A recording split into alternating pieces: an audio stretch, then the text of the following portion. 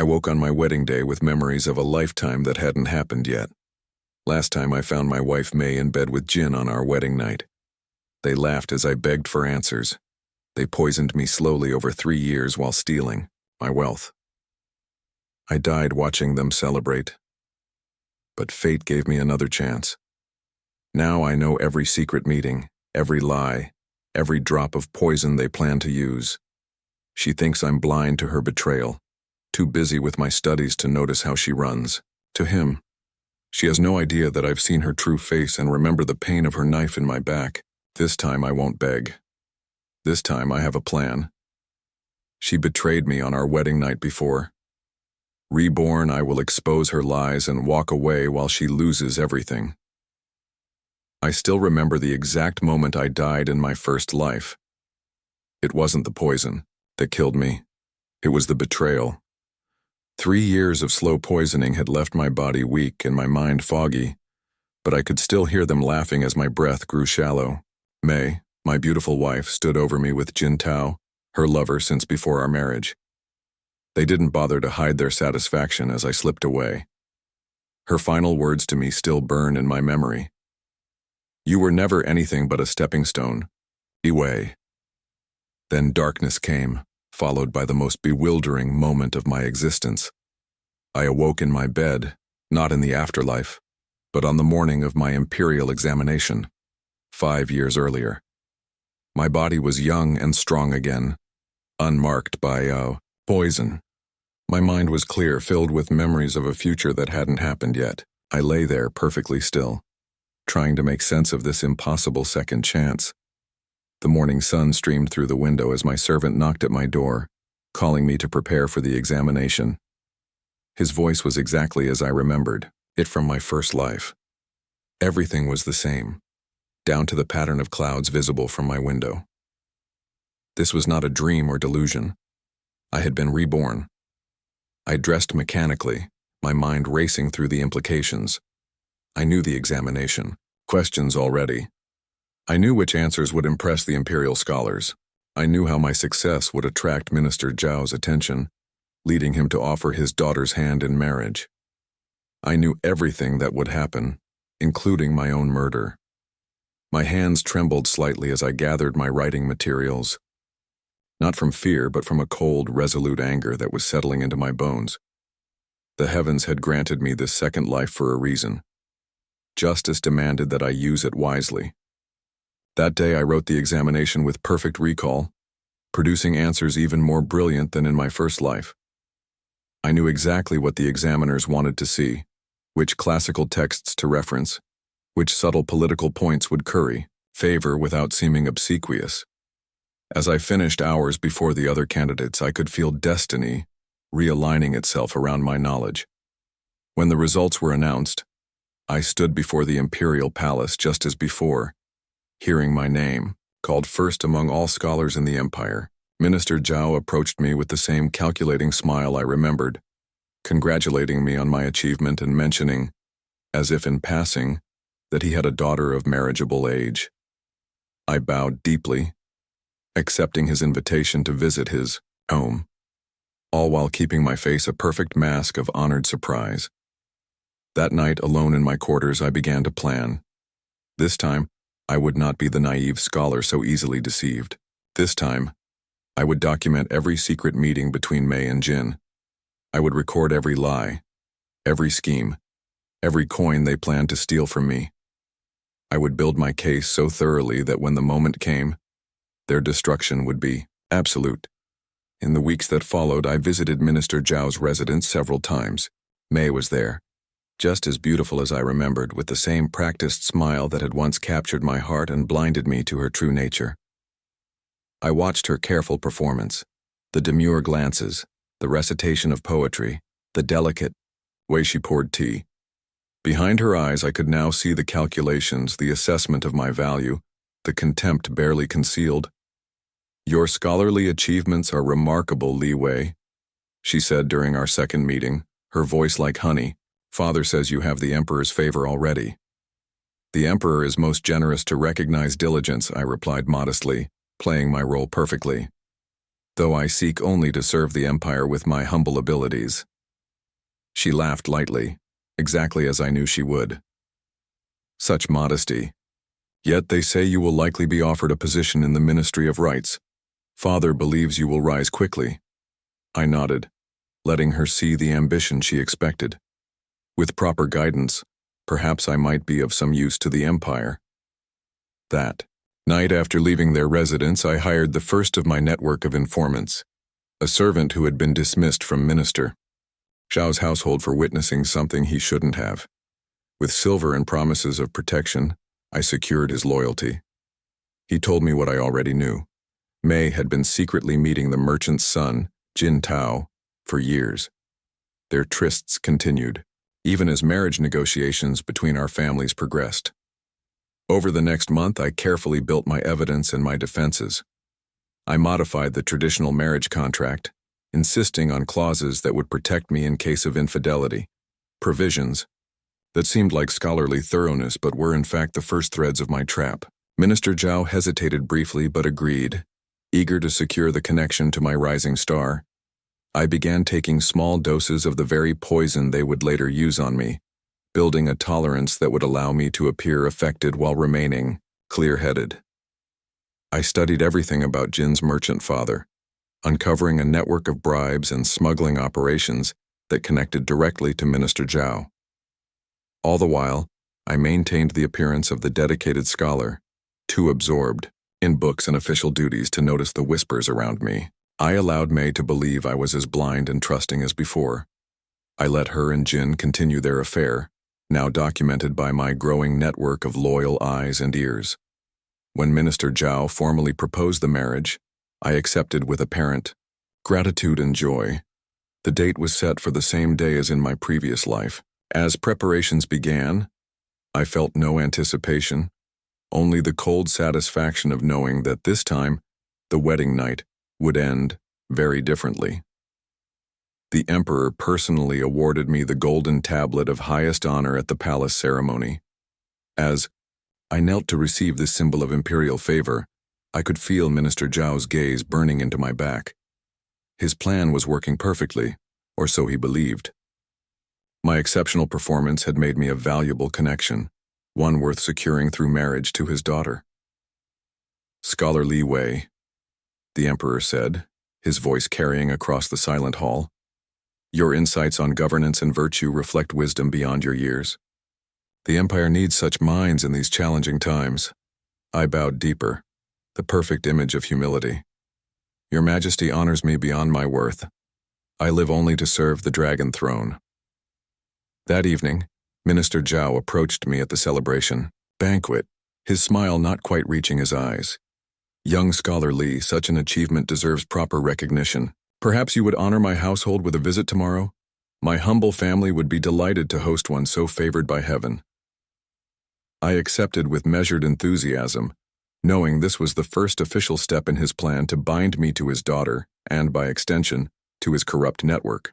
That night, I met secretly with my first ally, Magistrate Chen, whose career had been ruined by Minister Zhao in my previous life after he investigated the minister's corruption. "The evidence must be flawless," Magistrate Chen warned as we spoke in hushed tones in my small garden. "Minister Zhao has the Emperor's ear and powerful friends at court." "I remember," I said before catching myself. "I have heard of his influence, but I also know his methods. My position gives me access to records few can reach." The next day, I visited Minister Zhao's residence, a sprawling compound that reflected his considerable wealth. Mei was presented to me with careful choreography, appearing to accidentally encounter me in the garden as I toured the grounds with her father. She wore the same blue silk robe I remembered, her hair adorned with jade pins that caught the sunlight. "Scholar Li," she said with practiced surprise, "please forgive my intrusion. I was simply tending to the peonies." I bowed, playing my part in this performance. "The intrusion is mine, Lady Mei. Your garden's beauty is only enhanced by your presence." Her smile seemed genuine to anyone watching, but I could see the calculation behind it. She had already decided I would be useful, a respected scholar, with the Emperor's favor, naive enough to be controlled and exploited. Over the following weeks, I carefully nurtured the impression of growing affection between us. I sent appropriate gifts, composed suitable poetry, and engaged in proper courtship rituals. All the while, my network expanded. I placed trusted servants who owed me their livelihoods in key positions throughout Minister Zhao's household. I cultivated relationships with clerks in the imperial record offices, gaining access to financial documents that proved the minister's corruption. When Minister Zhao formally proposed marriage, I requested a private meeting to discuss the terms. This unusual request raised his eyebrows, but not his suspicions. "While I am deeply honored by your proposal," I said, "my scholarly nature compels me to ensure clarity in all agreements." He laughed indulgently. Of course, a man of learning appreciates precision. What terms do you wish to discuss?" I unrolled a scroll containing the marriage contract I had prepared. "I have taken the liberty of drafting a detailed agreement.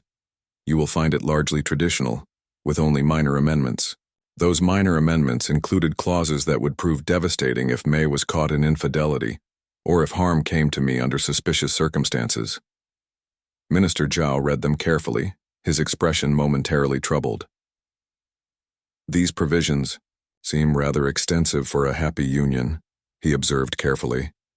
I smiled with apparent embarrassment. "Forgive my thoroughness. My parents died when I was young, leaving me without protection. It is merely a scholar's habit to plan for all contingencies, however unlikely." He studied me for a moment before nodding. "Caution befits a wise man. I see no issues with these terms." With the contract secured, I intensified my preparations. I hired a physician from a distant province, one with no connections to the IE capital, and had him prepare small doses of the poison I knew May and Jin would eventually use against me.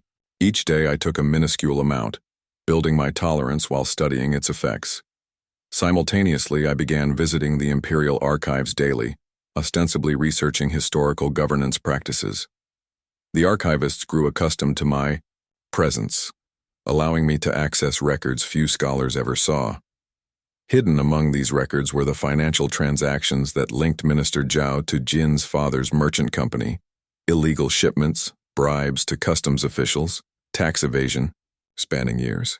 I also cultivated a friendship with Imperial Investigator Wang, a man known for his incorruptible nature.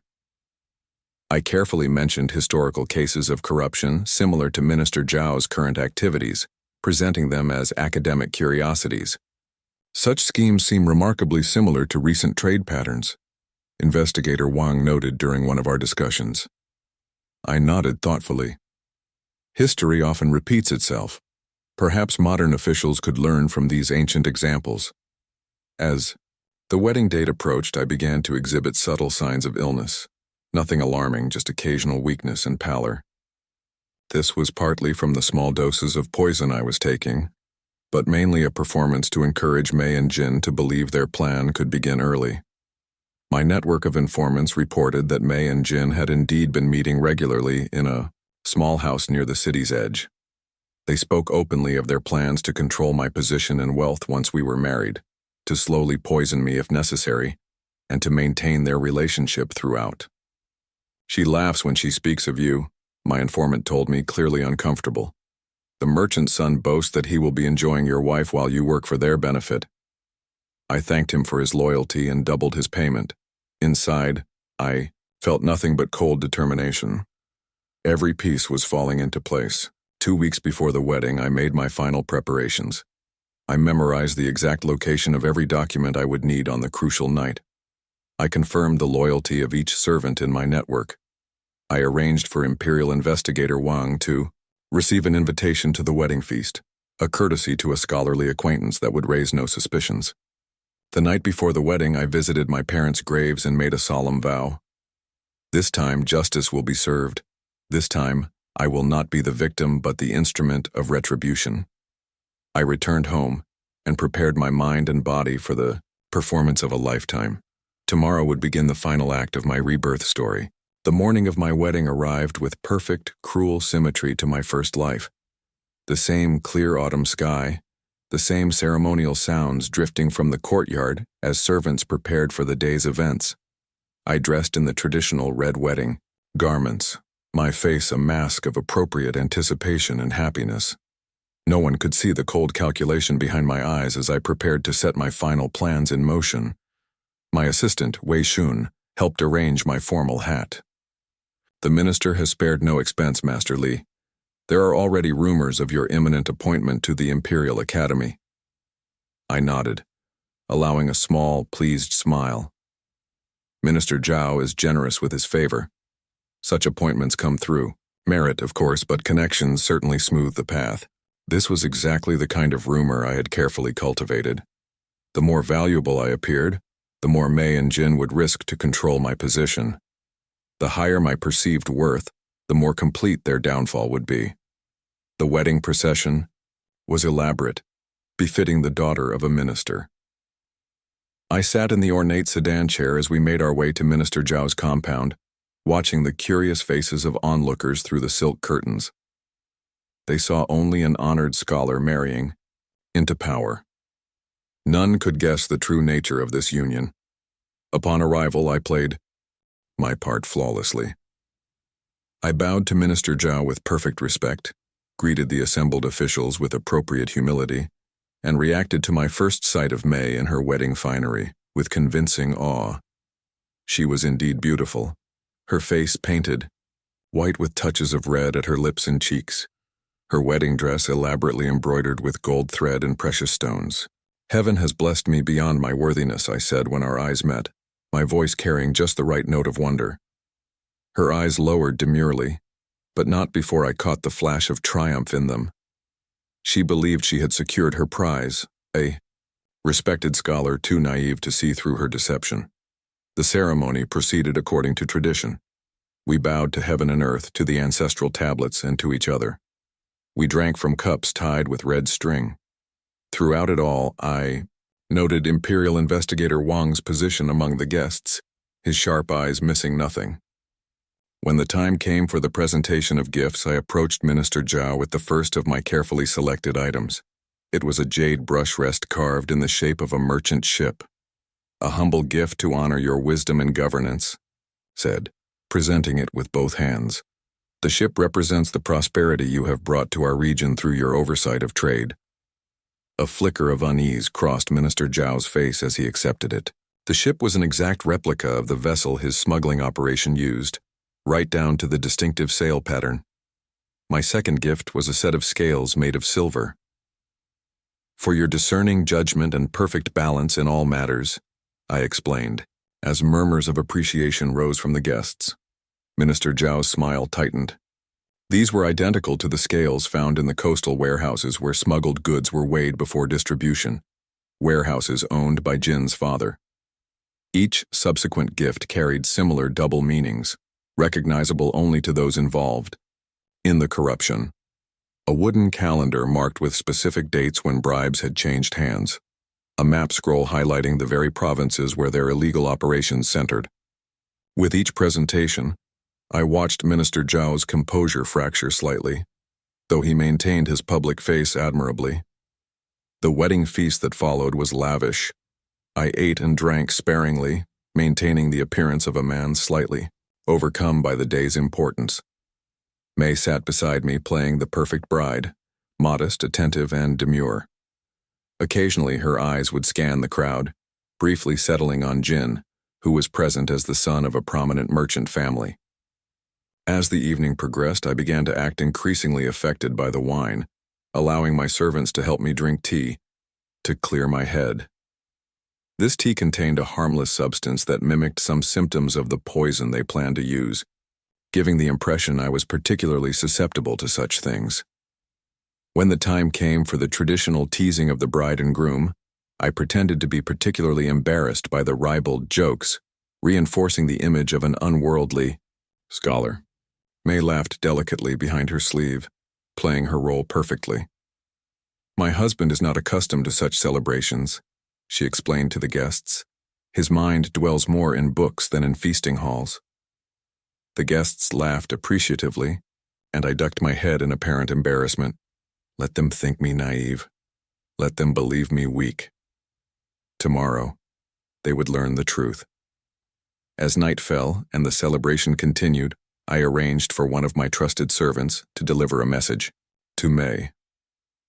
The servant approached her during a moment when I appeared thoroughly distracted by a conversation with an elderly official. "My lady," the servant whispered, "Master Jin asks that you meet him at midnight in the Eastern Garden Pavilion. He says it cannot wait until tomorrow." I watched from the corner of my eye as May's expression remained perfectly composed, though her fingers tightened momentarily on her cup. She gave a nearly imperceptible nod and continued her conversation without missing a beat. Simultaneously, another servant delivered a similar message to Jin. "Lady May requests your presence in the marital chamber at midnight.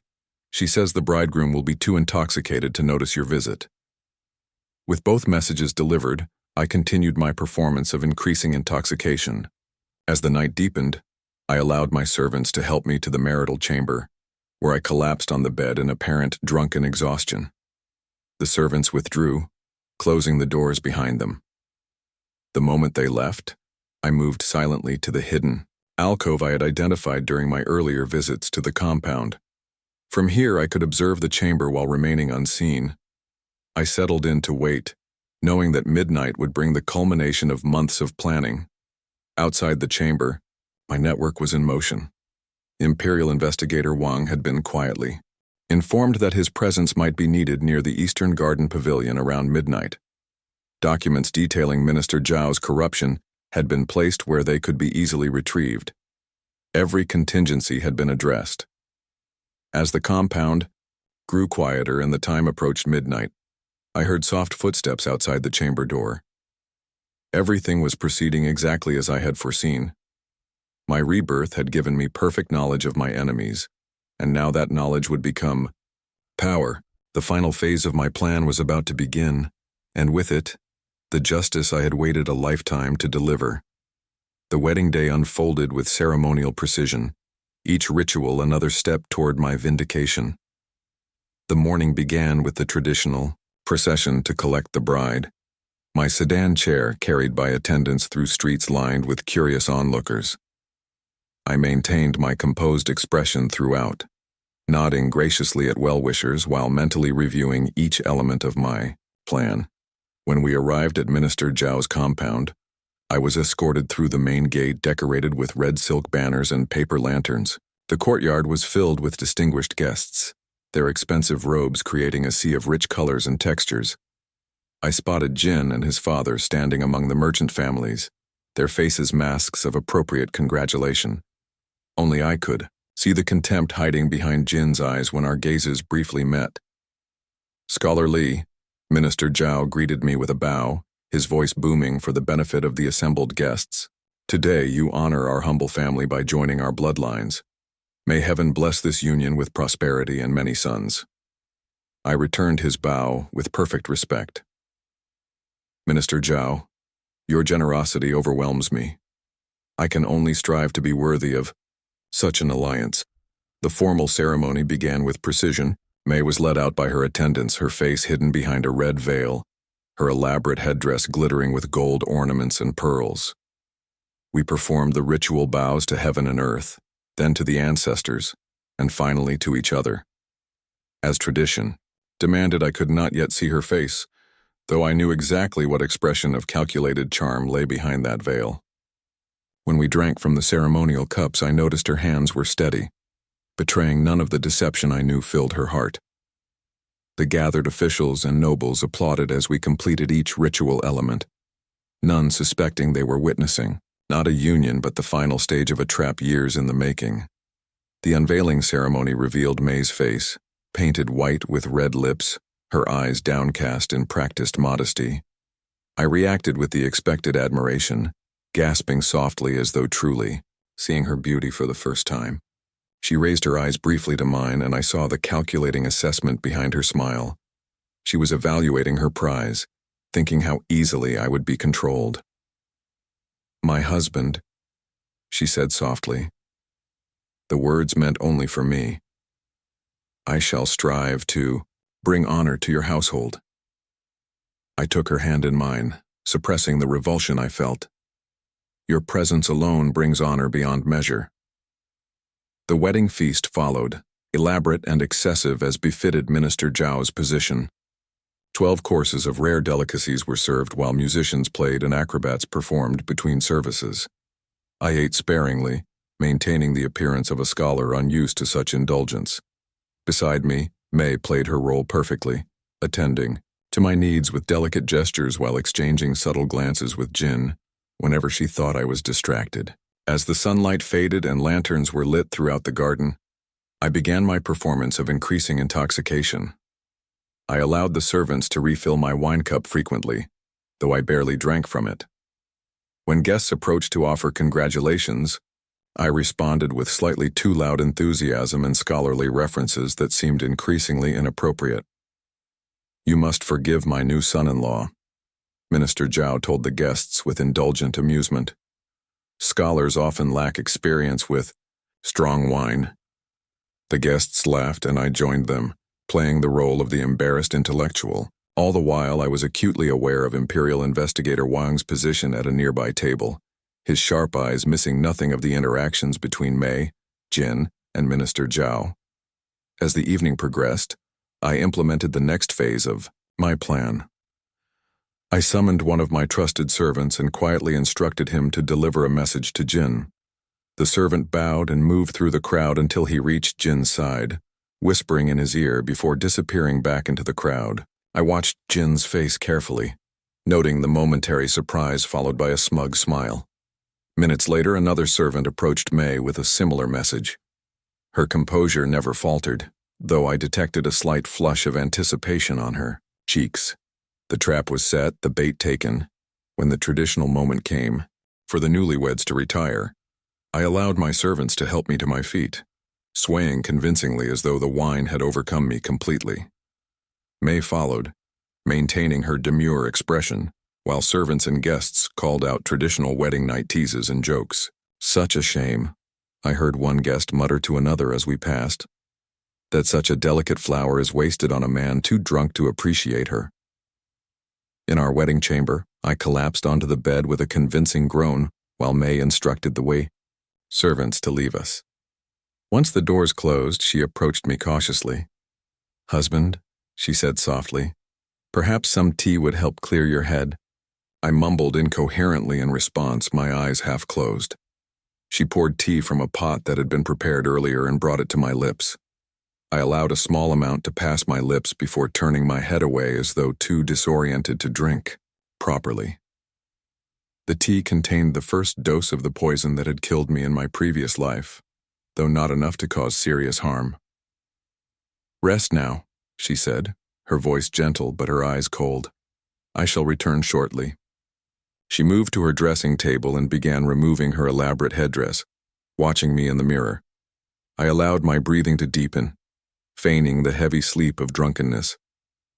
After several minutes of observation, Mei rose silently and moved to the door, sliding it open with barely a sound before slipping out into the darkened corridor.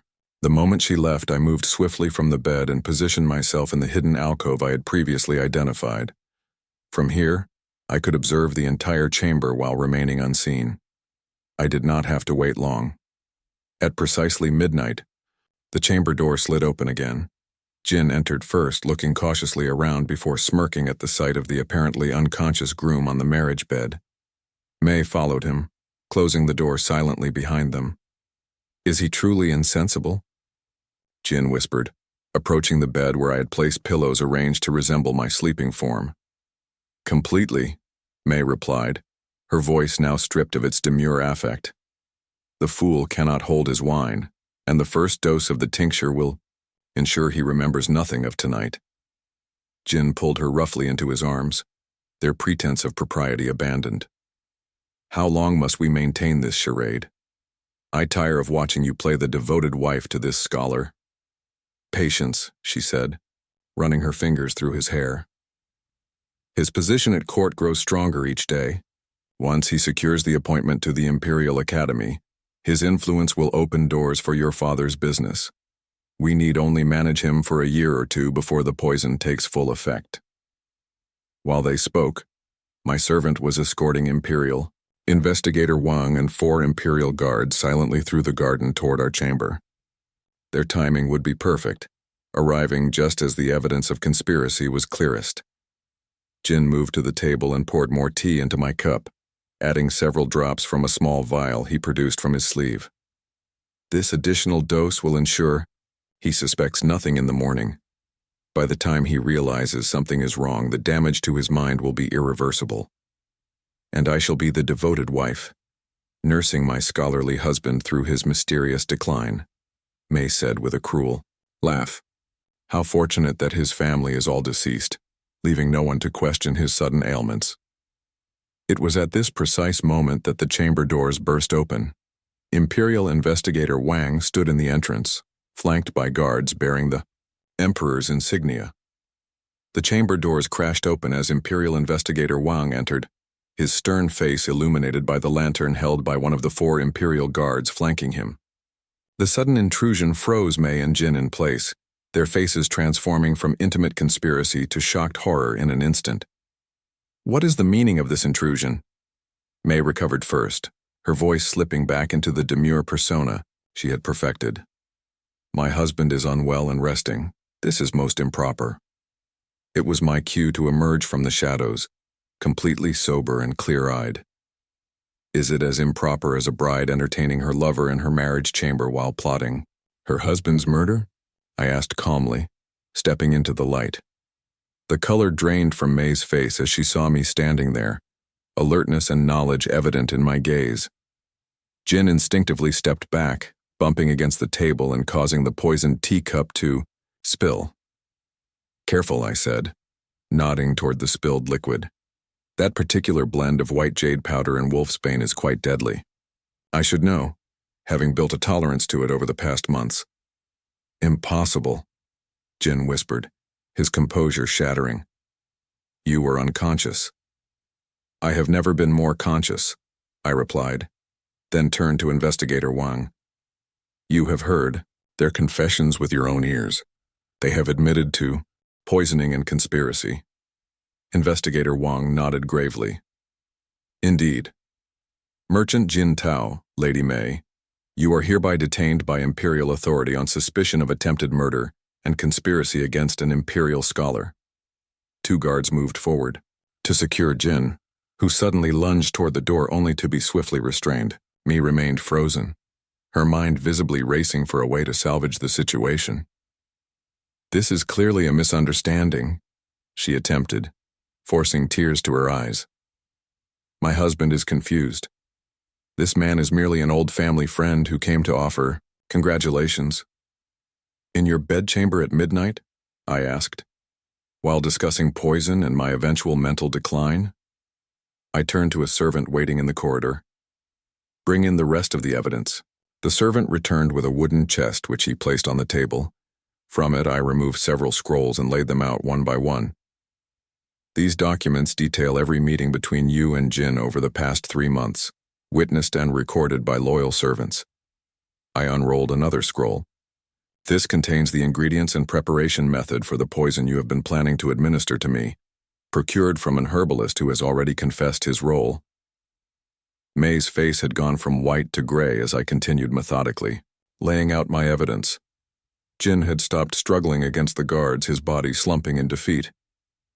But that is merely the beginning, I said, turning to Investigator Wang. With your permission, I believe there are matters of greater significance to the Empire that must be addressed.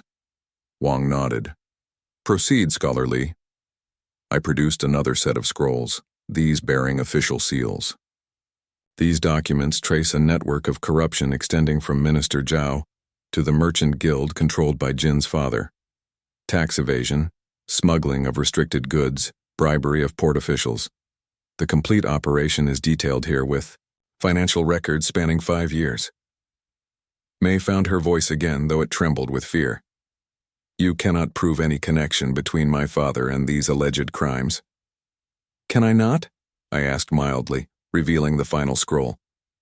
This is a complete record of meetings between your father and Jin's father, including dates, locations, and the exact amounts of silver exchanged. It also details how my position and influence were to be exploited once we were married. A commotion in the corridor interrupted us as more guards arrived. this time escorting Minister Zhao himself, his face contorted with rage and disbelief. "What is the meaning of this outrage?" he demanded, then stopped short when he saw the scene before him. His daughter and Jin detained by Imperial guards, incriminating documents spread across the table, and me standing calmly at the center of it all.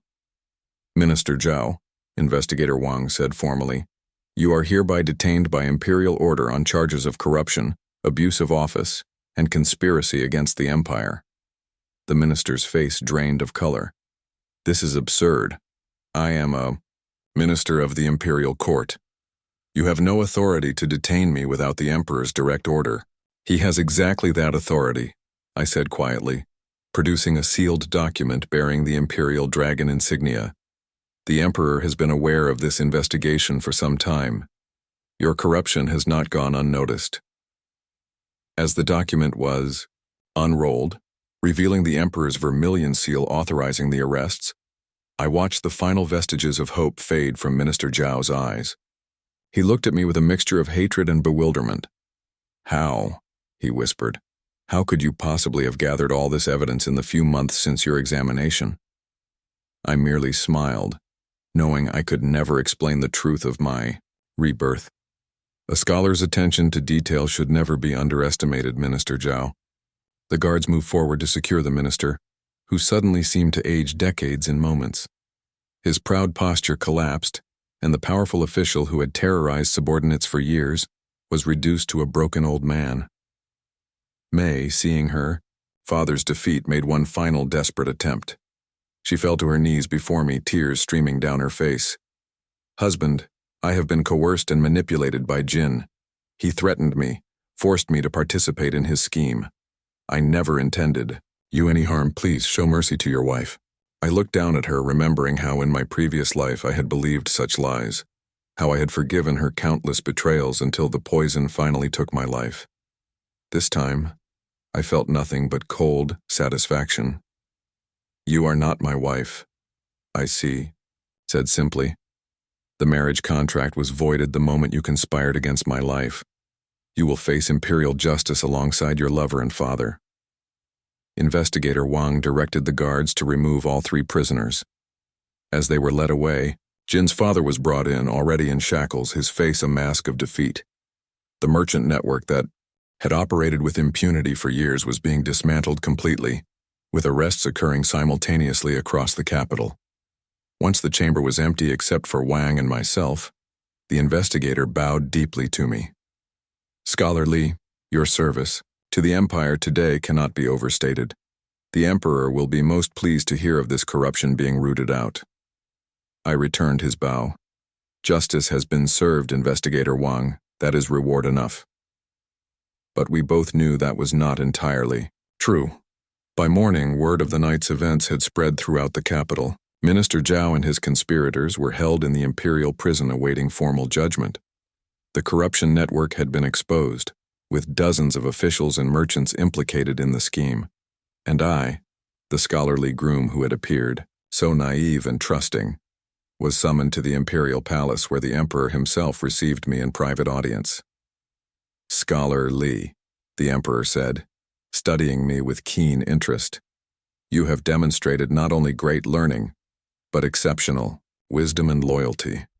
The Empire requires such qualities in positions of true influence." I bowed deeply. "Your Majesty honors me beyond my worth. The position left vacant by Minister Zhao requires immediate filling," the Emperor continued. "Someone with both intelligence and integrity, someone who has proven immune to corruption." That day, I left the palace with a new title and position that far exceeded what I had achieved in my previous life. Minister Zhao's estate and properties were confiscated, with a portion granted to me as reward for uncovering the conspiracy. The justice I had waited a lifetime to witness was complete. Mei, Jin, and Minister Zhao were publicly disgraced, their crimes announced throughout the capital. The marriage was officially annulled, my name cleared of any association with their corruption. As I watched them being led to exile, their once proud faces now marked with the tattooed characters denoting their crimes, I felt not joy, but the quiet satisfaction of a debt finally paid. 5 years passed like the changing seasons, each day a testament to the justice I had orchestrated. The ministry flourished under my guidance, corruption rooted out like weeds from a garden. I implemented reforms that protected honest merchants while punishing those who sought to cheat the empire.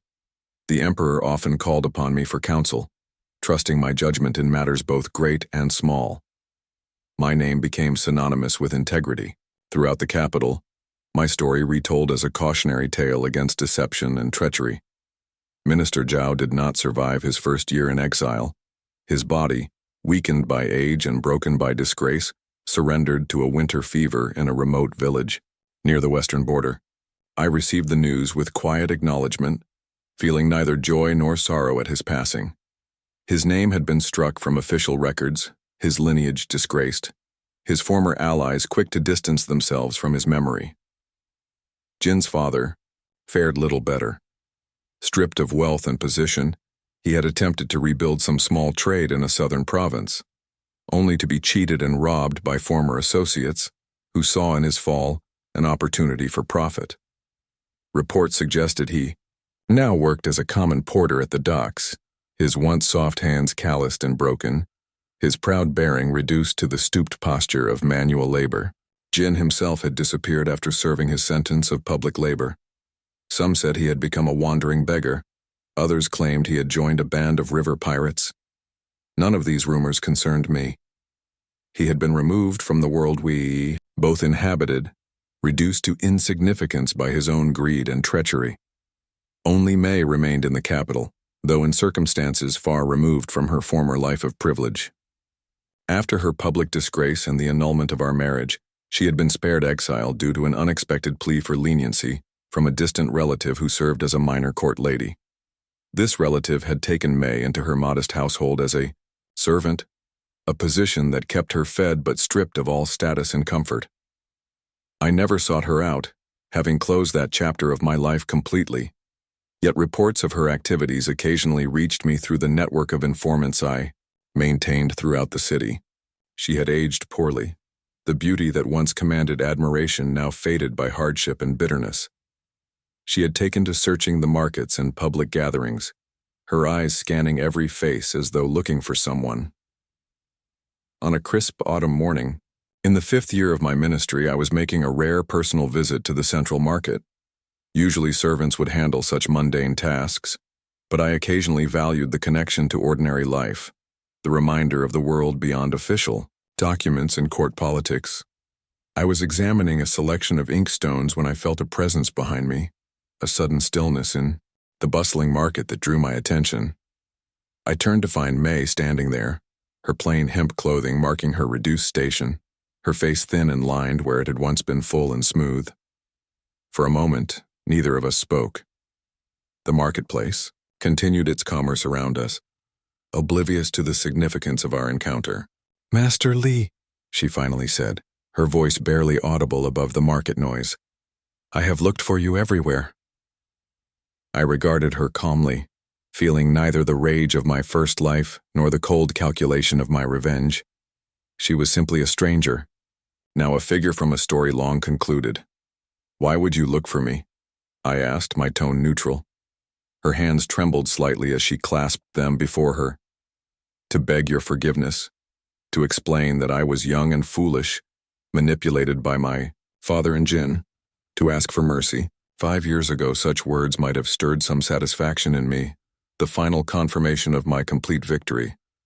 Now they seemed merely empty, the desperate grasping of a woman who had lost everything and sought to reclaim some small portion of dignity.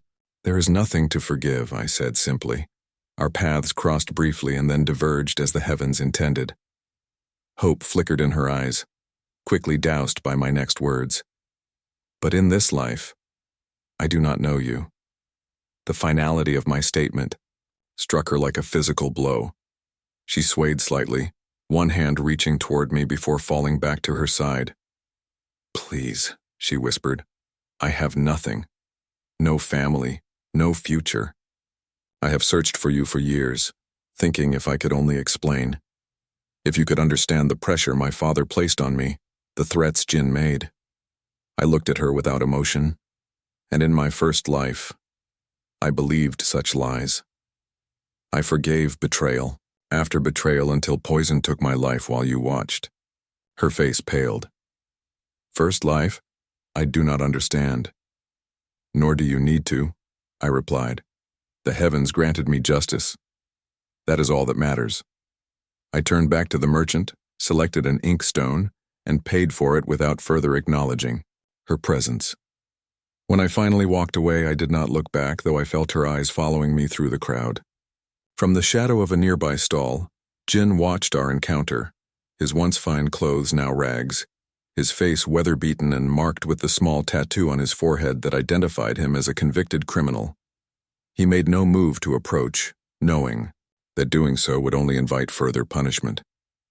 Our eyes met briefly across the market, and in that moment, I saw the full measure of his downfall reflected in his gaze.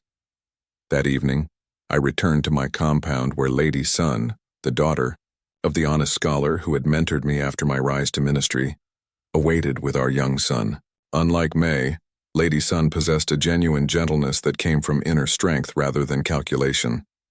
Our marriage had been built on mutual respect rather than advantage, our household peaceful and prosperous. You seem thoughtful tonight, she observed as we sat in the garden watching our son practice calligraphy on a stone bench. I encountered someone from the past today, I explained. It reminded me of how different life might have been without the heavens' intervention. She nodded, understanding without needing details. The past shapes us but need not define us. Your wisdom lies in building a future rather than dwelling on old injuries. I watched my son, his small face serious with concentration as he formed, each character with careful precision. This was the true victory. Not the downfall of my enemies, but the life I had created from the ashes of betrayal. A life guided by integrity rather than vengeance. Though vengeance had been necessary to reach this point, Lady Sun followed my gaze, smiling at our son's efforts. He has your determination. The tutors say his mind is exceptional. He will forge his own path, I said, free from the shadows that once darkened mine. The autumn wind carried the scent of chrysanthemums through the garden, and I felt a profound sense of completion. In my first life, I had died broken and betrayed, poisoned by those I trusted. In this life, rebirth had granted me not just revenge, but redemption, a chance to build something meaningful from the ruins of betrayal. May would continue her desperate search, but would find no salvation in my forgiveness. Jin would live out his days in disgrace, a warning to others who might follow his path, and I would continue to serve the Empire with the wisdom gained from 2 lifetimes, knowing that true justice had been served not just through their punishment, but through my transformation from victim to architect of my own destiny. As darkness fell and lanterns were lit throughout the compound, my son brought his completed calligraphy for my inspection. The characters were imperfect, but formed with genuine effort and understanding. I placed my hand on his shoulder, feeling the continuity of life flowing through him, a future that would never have existed without the bitter lessons of the past. Well done, I told him, my voice warm with genuine pride. Remember that each stroke has meaning, each character a history. What matters is not perfection, but the integrity of the effort. He nodded solemnly, absorbing the lesson as he did all things, completely and without reservation. In his eyes, I saw not the haunted memories of my rebirth, but the clear promise of a life unmarked by betrayal.